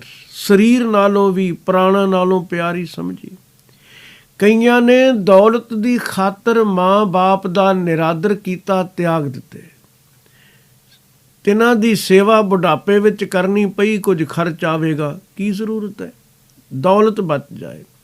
ਏਕ ਸੰਚੀ ਤਜ ਬਾਪ ਮਹਤਾਰੀ, ਕਿਸੇ ਪੁੱਤਰ ਤੋਂ ਲੁਕੋਈ, ਕਿਸੇ ਮਿੱਤਰਾਂ ਤੋਂ, ਕਿਸੇ ਭਰਾਵਾਂ ਤੋਂ। ਸੁਤ ਮੀਤ ਭਰਾਤ ਤੇ ਗੁਹਜੀ, ਤਾਕੈ ਨਿਕਟ ਨਾ ਹੋਈ ਖਲੀਆ। ਪਰ ਉਹਨਾਂ ਦੇ ਪਾਸ ਵੀ ਇਹ ਖੜੋਤੀ ਨਹੀਂ। ਧਾਰਮਿਕ ਦੁਨੀਆ ਵਿੱਚ ਹੋਏ ਔਤੂਤ ਬੈਠੇ ਲਾਏ ਤਾਰੀ, ਜੋਗੀ ਜਤੀ ਪੰਡਿਤ ਵਿਚਾਰੀ, ਗ੍ਰਹਿ ਮੜੀ ਮਸਾਣੀ, ਬਨ ਮਹਿ ਬਸਤੇ ਊਠ ਤਿਨਾਂ ਕਹਿ ਲਾਗੀ ਪਲੀਆ। ਜੰਗਲਾਂ ਵਿੱਚ ਮਸਾਣਾਂ ਵਿੱਚ ਰਹਿਣ ਵਾਲਿਆਂ ਦੇ ਵੀ ਕੋਲ ਪਹੁੰਚ ਗਏ। ਉਹ ਵੀ ਇਸ ਦੀ ਮਸਤੀ ਵਿੱਚ ਦੀਵਾਨੇ ਹੋਏ ਸੰਸਾਰ ਨੇ ਡਿੱਠੇ। ਇਹ ਮਾਇਆ ਦਾ ਮੋਹ ਬੜਾ ਪ੍ਰਬਲ ਹੈ। ਕੌਡੀ ਕੌਡੀ ਜੋੜਦਿਆਂ ਜੋੜਦਿਆਂ ਲੱਖਾਂ ਕਰੋੜਾਂ ਇਕੱਠੇ ਕਰ ਲਏ। ਕਬੀਰ ਕੌਡੀ ਕੌਡੀ ਜੋਰ ਕੈ, ਜੋਰੇ ਲਾਖ ਕਰੋੜ, ਚਲਤੀ ਬਾਰ ਨਾ ਕੱਛ ਮਿਲਿਓ ਲਈ ਲੰਗੋਟੀ ਤੋਰ। ਲੰਗੋਟੀ ਹੁੰਦੀ ਸੀ ਇੱਕ ਵਾਸਲੀ ਜਾਂ ਵਾਸਲਾ ਕਹਿੰਦੇ ਸਨ। ਉਹ ਇਸ ਢੰਗ ਨਾਲ ਬਣੀ ਹੁੰਦੀ ਕਿ ਲੰਮੀ ਤੇ ਭੀੜੀ ਥੈਲੀ, ਗੁਲਾਈ ਵਾਲੇ ਪਾਸੇ ਮਸਾਂ 1 ਰੁਪਈਆ ਇਹਦੇ ਵਿੱਚ ਜਾ ਸਕੇ। ਲੰਮੇਦਾਰ ਰੁਪਈਏ ਉਸ ਵਿੱਚ ਭਰ ਲੈ ਜਾਂਦੇ। ਦੋਹਾਂ ਸਿਰਿਆਂ 'ਤੇ ਤਣੀਆਂ ਹੁੰਦੀਆਂ, ਬੰਦ ਕਰਕੇ ਲੋਕ ਲੱਕ ਦੁਆਲੇ ਬੰਨ੍ਹ ਲੈਂਦੇ। ਕਿਧਰੇ ਯਾਤਰਾ 'ਤੇ ਜਾਣਾ ਹੈ, ਪੈਸੇ ਗੁਆਚਣ ਦਾ ਕੋਈ ਖਤਰਾ ਨਾ ਰਵੇ। ਹਰ ਵੇਲੇ ਬੰਨੀ ਫਿਰੇ ਭਾਵੇਂ ਕੋਈ ਲਾਲਚੀ ਬੰਦਾ ਕਿ ਧੀ ਪੁੱਤ ਵੀ ਨਾ ਦੇਖ ਲੈਣ, ਲੱਕ ਨਾਲ ਹੀ ਬੰਨੀ ਫਿਰੇ। ਜਦ ਸਵਾਸ ਨਿਕਲ ਗਏ, ਉਸ ਵੇਲੇ ਲੱਕ ਨਾਲੋਂ ਵੀ ਘਰ ਦੇ ਜੀਆਂ ਨੇ ਇਹ ਖੋਲ ਲੈਣੀ ਹੈ। ਲਈ ਲੰਗੋਟੀ ਤੋਰ। ਇਹ ਵਾਸਲੀ ਜੋ ਲੱਕ ਨਾਲ ਬੰਨੀ ਫਿਰਦਾ ਸੀ, ਮਰਨ ਵੇਲੇ ਉਹ ਵੀ ਘਰ ਦੇ ਜੀਆਂ ਖੋਲ ਲਈ। ਤੇਰੇ ਨਾਲ ਤਾਂ ਜਾਣੀ ਕੋਈ ਨਹੀਂ। ਆਖਰ ਕੁਝ ਵੀ ਇਸ ਵਿੱਚੋਂ ਪ੍ਰਾਪਤ ਨਾ ਹੋਇਆ। ਇਹ ਕੌਡੀ ਕੌਡੀ ਜੋੜਦਾ ਲੱਖਾਂ ਕਰੋੜਾਂ ਇਕੱਠਾ ਕਰਕੇ ਤੁਰ ਹੀ ਗਿਆ। ਅੱਜ ਦਾ ਆਖਰੀ ਸ਼ਲੋਕ। ਕਬੀਰ ਵੈਸ਼ਨੋ ਹੁਆ ਤਾਂ ਕਿਆ ਭਇਆ, ਮਾਲਾ ਮੇਲਨੀ ਚਾਰ, ਬਾਹਰ ਕੰਚਨ ਬਾਰਹਾ, ਭੀਤਰ ਭਰੀ ਪੰਗਾਰ। ਵੈਸ਼ਨੋ ਤਿਲਕ ਮਾਲਾ ਚੱਕਰ ਆਦਿਕ ਬਣਾ ਕੇ ਲਾ ਕੇ ਬਣਿਆ ਵਿਸ਼ਨੂੰ ਦਾ ਭਗਤ। ਕਬੀਰ ਸਾਹਿਬ ਕਹਿੰਦੇ ਨੇ, ਕੀ ਹੋਇਆ ਜੇ 4 ਮਾਲਾ ਪਾ ਲਈਆਂ, ਮੱਥੇ ਤਿਲਕ ਲਾ ਲਿਆ, ਇਹ ਭੇਖ ਬਣਾਉਣ ਨਾਲ ਭਗਤੀ ਨਹੀਂ ਹੋ ਜਾਣੀ। ਤਿਲਕ ਲਾਉਣ ਨਾਲ, ਚੱਕਰ ਬਣਾਉਣ ਨਾਲ, 4 ਮਾਲਾ ਪਾ ਲੈਣ ਨਾਲ, ਆਪਣੇ ਆਪ ਨੂੰ ਵੈਸ਼ਨੋ ਭਗਤ ਅਖਵਾ ਲੈਣ ਨਾਲ ਕੁਝ ਖਟਿਆ ਨਹੀਂ ਤੂੰ। ਤੇਰੀ ਹਾਲਤ ਇੰਜ ਹੈ, ਬਾਹਰ ਕੰਚਨ ਬਾਰਹਾ, ਭੀਤਰ ਭਰੀ ਪੰਗਾਰ। ਬਾਹਰੋਂ 12 ਵੰਨੀ ਦਾ ਸ਼ੁੱਧ ਸੋਨਾ ਜਾਪਣਾ, ਕਿਉਂਕਿ ਭੇਖ ਧਾਰਮਿਕ ਹੈ। ਦੇਖਣ ਵਾਲਾ ਸੋਚਦਾ ਹੈ ਕਿ ਆਦਮੀ ਬਹੁਤ ਰੱਬ ਦੇ ਨੇੜੇ ਹੋਵੇਗਾ, ਲੇਕਿਨ ਤੇਰੀ ਅੰਦਰਲੀ ਹਾਲਤ ਮੈਂ ਦੇਖਣਾ ਭੀਤਰ ਭਰੀ ਪੰਗਾਰ। ਅੰਦਰ ਖੋਟ ਹੀ ਖੋਟ, ਜਿਵੇਂ ਲਾਖ ਭਰੀ ਹੋਵੇ, ਖੋਟ ਭਰਿਆ ਹੋਵੇ, ਤੇ ਬਾਹਰੋਂ ਤੂੰ ਧਾਰਮਿਕ ਭੇਖ ਇੰਜ ਬਣਾ ਲਿਆ ਜਿਵੇਂ ਸ਼ੁੱਧ ਸੋਨਾ ਦਿਖਾਈ ਦੇਵੇ। ਬਾਹਰ ਭੇਖ, ਅੰਤਰ ਮਲ ਮਾਇਆ। ਪਰ ਯਾਦ ਰੱਖ, ਛਪਸ ਨਾਹੇ ਕੱਛ ਕਰੈ ਛਪਾਇਆ। ਬਾਹਰ ਗਿਆਨ ਧਿਆਨ ਇਸ਼ਨਾਨ, ਅੰਤਰ ਵਿਆਪੈ ਲੋਭ ਸੁਆਨ। ਅੰਤਰ ਅਗਨ ਬਾਹਰ ਤਨ ਸੁਆਹ, ਗਲ ਪਾਥਰ ਕੈਸੇ ਤਰੈ ਅਥਾਹ। ਸਤਿਗੁਰੂ ਕਹਿੰਦੇ ਨੇ, ਇੰਜ ਗੱਲ ਬਣਨੀ ਕੋਈ ਨਹੀਂ। ਇੱਕ ਹੋਰ ਬਚਨ ਹੈ ਹਜ਼ੂਰ ਦਾ, ਭੇਖੀ ਅਗਨ ਨ ਬੁਝਈ, ਚਿੰਤਾ ਹੈ ਮਨ ਮਾਹੇ, ਵਰਮੀ ਮਾਰੇ ਸਾਪ ਨਾ ਮਰੈ, ਤਿਉ ਨਿਗੁਰੇ ਕਰਮ ਕਮਾਏ। ਤੂੰ ਖੁੱਡ ਮਾਰ ਕੇ ਸੋਚਣਾ ਸੱਪ ਮਰ ਜਾਏਗਾ, ਨਹੀਂ, ਭੁਲੇਖੇ ਵਿੱਚ ਹੈ। ਬਾਹਰੋਂ ਲੱਖ ਸੋਨਾ ਬਣ, ਅੰਦਰ ਜੇ ਖੋਟ ਭਰਿਆ ਹੋਇਆ ਹੈ ਤਾਂ ਮਾਲਕ ਤੋਂ ਛੁਪਾਇਆ ਨਾ ਜਾ ਸਕੇਗਾ। ਉਹ ਸਭ ਕੁਝ ਜਾਣਦਾ ਹੈ। ਜ਼ਰੂਰਤ ਇਸ ਗੱਲ ਦੀ ਹੈ, ਤੂੰ ਅੰਦਰੋਂ ਵੀ ਸ਼ੁੱਧ ਸੋਨਾ ਬਣ ਜਾਏ, ਭੰਗਾਰ ਕੱਢ ਦੇਵੇਂ, ਖੋਟ ਕੱਢ ਦੇਵੇਂ, ਤਾਂ ਜੀਵਨ ਸਫਲ ਹੈ। ਉਸੇ ਦਾ ਹੀ ਹਿਸਾਬ ਹੋਣਾ ਜੋ ਤੇਰੇ ਅੰਦਰ ਭਰਿਆ ਹੋਇਆ ਹੈ। ਵਾਹਿਗੁਰੂ ਕਿਰਪਾ ਕਰੇ, ਅਸੀਂ ਖੋਟ ਕੱਢ ਖੱਟ ਸਕੀਏ ਕੁਝ, ਪ੍ਰਭੂ ਦੇ ਨਾਮ ਦੀ ਕਮਾਈ ਕਰ ਸਕੀਏ। ਭੁੱਲਾਂ ਖਿਮਾ ਕਰਨੀਆਂ। ਵਾਹਿਗੁਰੂ ਜੀ ਕਾ ਖਾਲਸਾ, ਵਾਹਿਗੁਰੂ ਜੀ ਕੀ ਫਤਿਹ।